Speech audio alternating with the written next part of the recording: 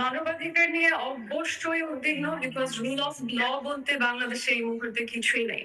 এবং তার আক্ষরিক অর্থে জলজ্যান্ত প্রমাণ আমি নিজেই। আপনারা জানেন যে আমার উপরে যে একটা হাস্যকর এবং বানোয়াট, সবাই বুঝতে পারে এবং হাসে ব্যাপারটা নিয়ে, এমন একটা মামলা চলছে, যেই মামলাতে কোনো ভিকটিম নেই, যেই মামলাতে কোনো সাক্ষী নেই, কিছুই নেই, এবং একটা বানোয়াট গল্পের উপরে আমাদের দেশের জাস্টিস সিস্টেম চলছে। তো এটাতে আসলে বোঝা যায় যে এই মুহূর্তে rule of law is absolutely zero and absent in the country.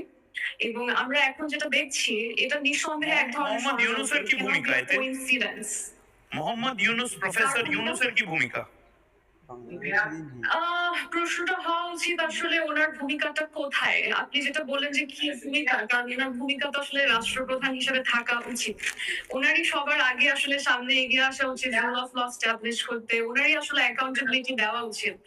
But আমরা দেখছি যে ওনার ভূমিকাটা অনেকটা